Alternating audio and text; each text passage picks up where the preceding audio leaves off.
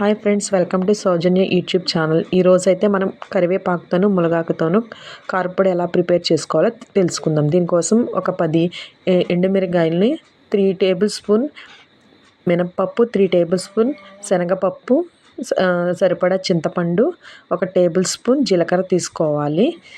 అందులోకి ఒక 5 వెల్లుల్లి రెబ్బలు అయితే సరిపోతుంది ఫ్రెండ్స్. దీనికోసం ఒక గిన్నెని స్టవ్ మీద పెట్టుకొని అందులో ఆయిల్ కూడా యాడ్ చేసుకొని హీట్ చేసుకోవాలి.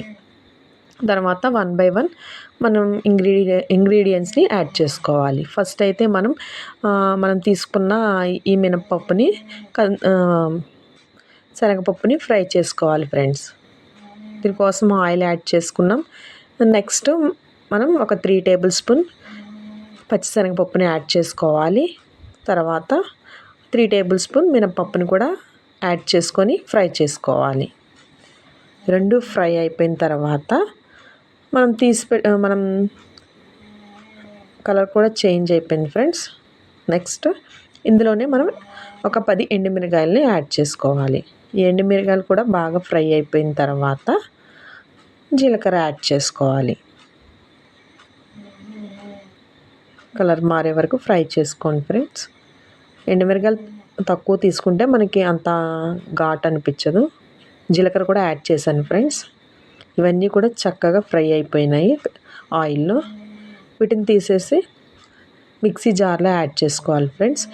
అదే ఆయిల్లో మనం తీసుకున్న మునగాకు ప్లస్ కరివేపాకుని కూడా ఫ్రై చేసుకోవాలి.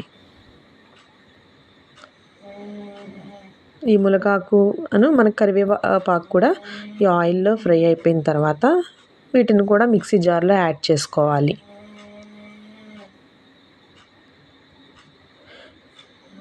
చక్కగా మనం దీన్ని కూడా మిక్సీ జార్లో యాడ్ చేసుకున్న తర్వాత ఇందులోనే మనం చింతపండు కూడా యాడ్ చేసుకోవాలి. దాంతోపాటు సరిపడినంత ఉప్పుని కూడా యాడ్ చేసుకొని చక్కగా మెత్తగా ఇలా ఫైన్గా మనం గ్రైండ్ చేసుకోవాలి. మనకైతే ఇది ఐరన్ డెఫిషియన్సీ ఉన్న వాళ్ళకి చక్కగా ఉపయోగపడుతుంది ఫ్రెండ్స్. ఇది ఒక 5 డేస్కి ఒకసారి మనం ప్రిపేర్ చేసుకోవచ్చు ఫ్రెష్గా. టేస్ట్ కూడా చాలా బాగుంటుంది friends. Thank you friends. Thank you for watching.